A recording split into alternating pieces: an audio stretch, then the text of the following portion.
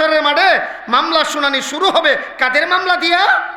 প্রতিবেশীর মামলা দিয়া। আউয়ালু মান খাসামাইনি জারন, প্রতিবেশীর মামলা আল্লাহ আগে ধরবেন। ইমাম আবু হানিফা রাহমাতুল্লাহি আলাইহি একদিন ওনার বাড়ির পাশের এক প্রতিবেশী যুবক খালি গান গায়। খেয়াল করেন, শেষ কথাগুলি একটু মন দিয়ে শুনেন। প্রতিবেশীর গান গাওয়ার কারণে হের যন্ত্রণা, তাহাজ্জুদ পড়তে গেলেও ওনার ডিস্টার্ব হয়। ইমাম আবু হানিফা রাহিমাহুল্লাহ একদিন হঠাৎ কইরা রাতের বেলা এই গায়কের আওয়াজ শুনেন নাই। উনি তো টেনশনও ফিরে গেলেন, গানের আওয়াজ শুনছে না। উনি কি হুনবার লেগে টেনশনে পড়ছে? না, হ্যাঁ মানুষটা নাই, মাশাআল্লাহ মানুষটা নাই। কি রে, আমার প্রতিবেশী কি অসুস্থ হয়ে গেল নাকি মারা গেল, ওইল নাকি, তার খবর নেওয়া দরকার। ইমাম আবু হানিফা রাহমাতুল্লাহ আলাইহি একদিন রাতের বেলা তার আওয়াজ পাইল না। আওয়াজ না পায় ওনার পেরেশানি বাইরে গেছে।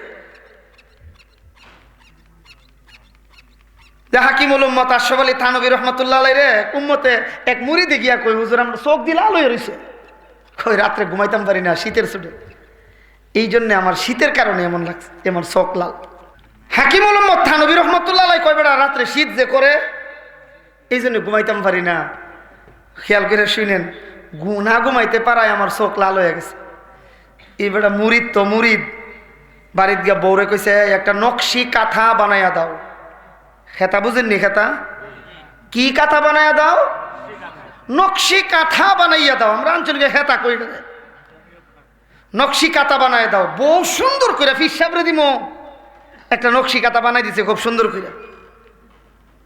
পাল্লা এটা হাদিয়া দিয়া গেছে। কিছুদিন পরে ভাবছে আয়া দেখবো ফিসা বুজুরের স্বাস্থ্যটা ভালো হয়েছে, ঘুমাইয়া টুমাইয়া আয়া দেখে চোখ আগের থেকে লাল আরো বেশি।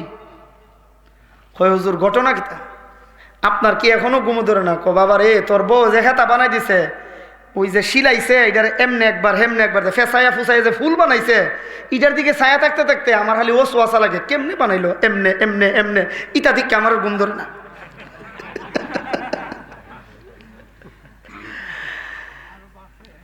আরো বাড়ছে। ইমাম আবু হানিফা রাহমাতুল্লাহ আলাইহি প্রতিবেশীর আওয়াজ না পাইয়া টেনশন বাড়ছে। নিয়ত করছে সকালবেলা ঘুম থেকে উঠতে ওই তার খবর লমো এই লোক তোর হইল কি। সকালে ঘুম থেকে উইটাই প্রথম প্রতিবেশীর বাড়ির পাশে গিয়ে দাঁড়াইছে। বাড়িতে কেউ আছেন? বাড়িতে একজন মহিলা আছে, বুড়া মহিলা।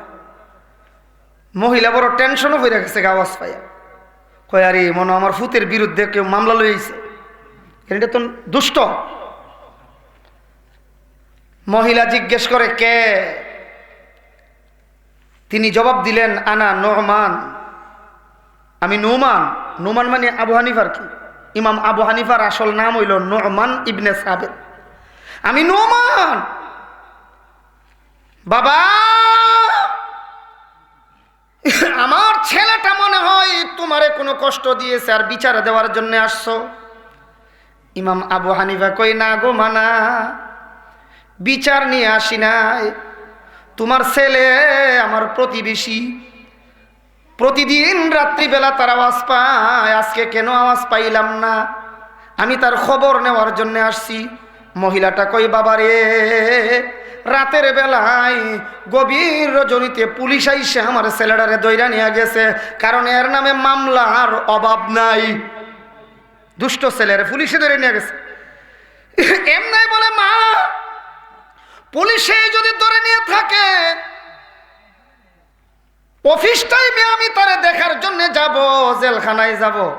আমরা হইলে কইলাম হইলে আল্লাহ জেলখানায় নিছে বালা হইছে, আর যেমন জীবনে না বাড়িতে পারে, কারণ হের জ্বালা যন্ত্রণার ভাল লাগে না।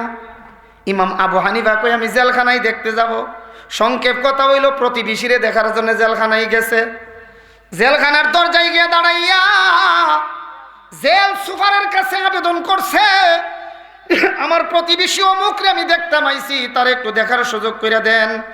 এদিক দিয়া জেল সুপারে জিগায়, হ্যাঁ তো একটা সন্ত্রাস, এই সন্ত্রাসীরে দেখার জন্য কেন আসলেন? ওই লোকের একজন সাথী গিয়া কই, কিরে তোরে দেখার জন্য ইমাম আবু হানিফা আইছে। দূর বেড়া, ইমাম আবু হানিফা আমার দেখতে হইব? ইলার জীবনে যে কষ্ট দিছি হিলা আমার দেখতে হয়তো না। কয় আরে না, দেখা যা। গিয়া দেখে ঠিক ইমাম আবু হানিফা রহমতুল্লাহ আলাইহি তার ব্যাপারে দরখাস্ত করতেছে আর বলতেছে, আমি তারে দেখতে আসছি, একটু দেখার কথা বলার সুযোগ করে দেন। তো জেল সুপারে জিগায়, আপনি তারে দেখতে আইলেন একটা সন্ত্রাসী রে? ইমাম আবু হানিফা কয়, আমি সন্ত্রাসী হিসেবে আসি নাই, আমার প্রতিবেশী হিসাবে তারে দেখতে আসছি। আল্লাহু আকবার বলেন। এখন জেল সুপারে জিজ্ঞাসা, দেখতেই যখন আসছেন তো আপনি কি চান? ইমাম আবু হানিফা কয়, জিগাইছি যখন ছোট্টটা চাই লাভ নাই, আমি আমার প্রতিবেশী হিসাবে তার মুক্তি চাই, প্রতিবেশী হিসাবে তার।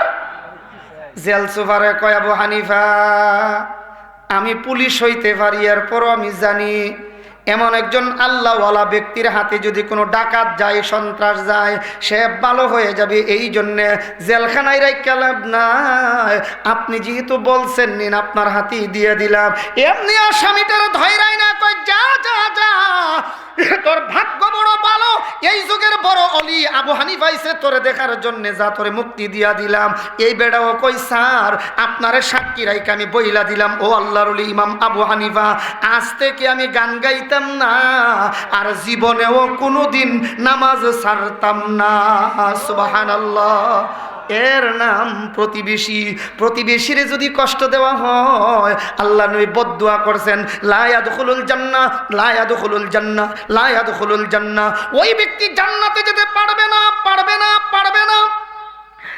আল্লাহ নবী তিনবার বদদুয়া করছেন, জাহান্নামী, জাহান্নামী, জাহান্নামী।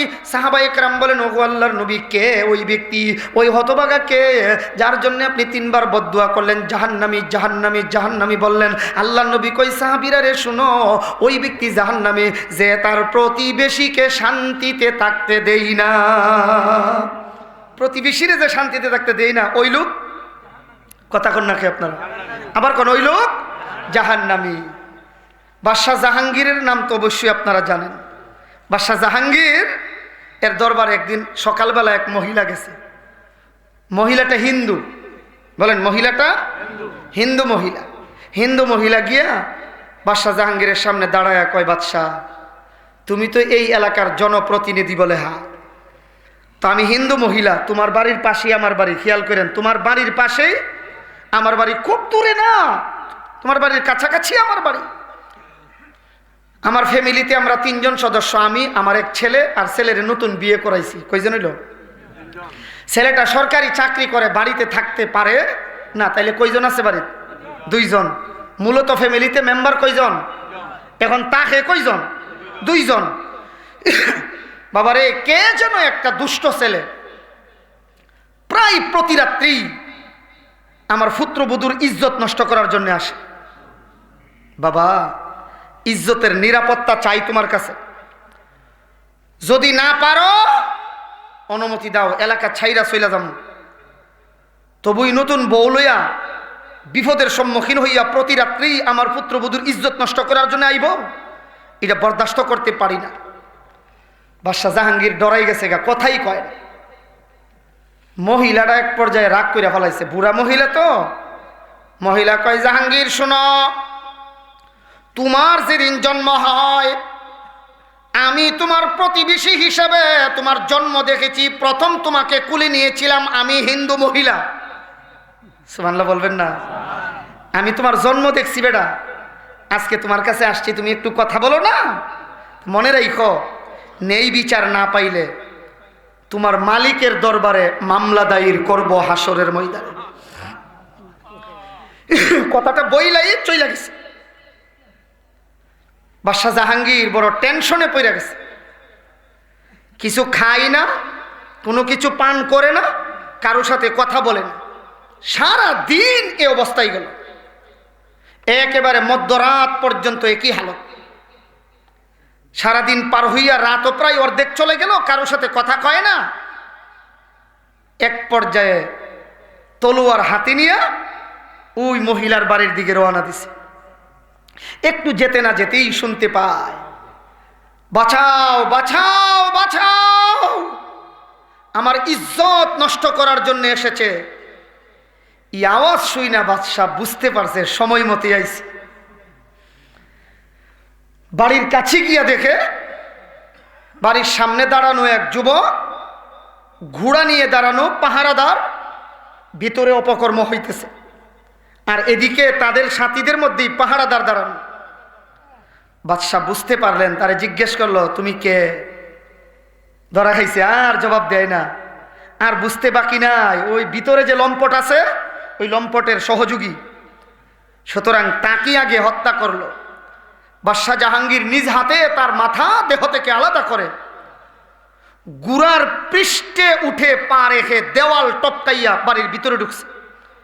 ঢুইকাই দেখে বুড়া মহিলাটা একটা তেলের বাতি হাতে নিয়ে এইভাবে থরথর করে কাঁপতাছে আর দাঁড়ায় রয়েছে।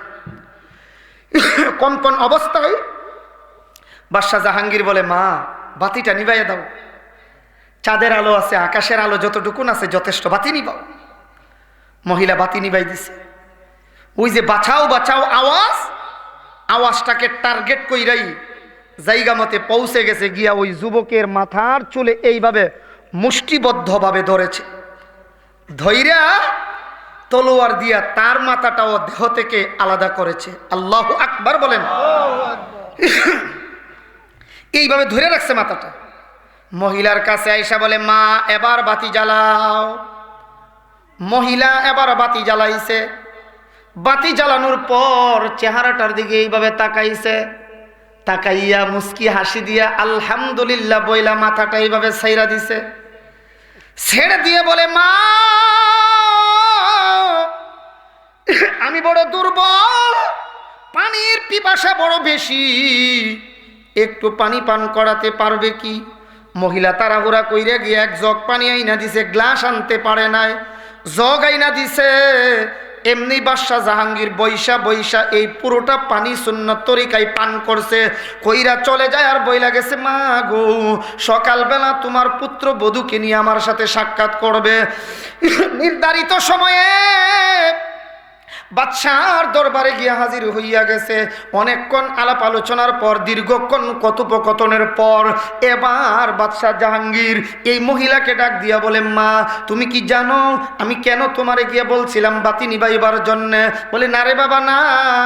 ও মা ভালো করে শুনে রাখো, তুমি যখন আমারে গিয়া বলছিলা আমার বাড়ির পাশেই তোমার বাড়ি, কে যেন একটা যুবক আসে পুত্রবধূর ইজ্জত নষ্ট করার জন্যে, তখন আমার ব্রেইনে ঢুকছিল আমার বাড়ির পাশে অন্য কোনো সন্ত্রাসী আসার সাহস পাবে না, আমার একটা ছেলে আছে, ওই ছেলেটা ওই মনে হয় তোমার বাড়িতে যায়। আল্লাহু আকবার বলেন।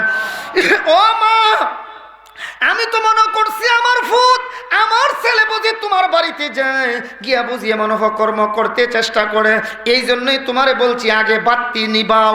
বাতি না নিবাইলে আমি যদি গিয়া দেখি আমার ছেলে তোমার পুত্রবধূর সাথে এমন অপকর্মে লিপ্ত, তখন বাবা হইয়া ছেলের দিকে তাকাইলে ন্যায় বিচার করতে যদি একটু দেরি হইয়া যায়, আল্লাহু আকবার, তাইলে আমি আমার আল্লাহর দরবারে হাইকোর্টের আসামি হইয়া যাইমু।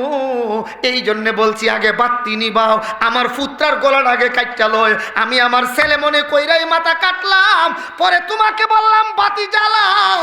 বাতি যখন জ্বালাইছো তখন চেহারার দিকে তাকায়া দেখি এটা আমার ছেলে না, এই জন্যে তো আলহামদুলিল্লাহ বইলা মাথাটা সাইরা দিয়া চলে গেলাম। বাবারে পানি পান করলা, এত পানি কেন? ও মা সকালবেলা যে আমার বাড়িতে গিয়া বিচার দিছিলা আর বলছিলা ন্যায় বিচার না পাইলে আল্লাহর দরবারে মামলা দায়ের করবা, ওই সময় থেকে আমি ন্যায় বিচার করতে পারবো কি পারবো না এই যে একটা টেনশনে পড়ছিলাম। এখনো পর্যন্ত মা গো সন্ধ্যা থেকে সকাল থেকে রাত পর্যন্ত কিছুই খাই নাই। সর্বপ্রথম ন্যায় বিচার করার পরে তোমার বাড়িতে এক জগ পানি পান করেছি। প্রতিবেশীর সাথে ভালো ব্যবহার না কইরা জান্নাতের আশা করে। বৃষ্টি নামছে, বৃষ্টি কুদাল লয়া গিয়া কুবানি বুঝেননি? আরে বৌজিগা কিতা কর কোস্তা হের বাড়ির ভানি নাম তো দিতাম না, হের বাড়ি পানি আমার বাড়িতে এখানে একজন আরেকজনের রাস্তা বন্ধ করে। নবী কই উম্মত তুই তোর জান্নাতের পথ বন্ধ করছস আর প্রতিবেশীর জন্য রাস্তা উন্মুক্ত করে দিছস, খুললা দিছস, আল্লাহ হাসর মাঠে তোর বেহেশতের রাস্তা খুললা দিব। সুবহানাল্লাহ।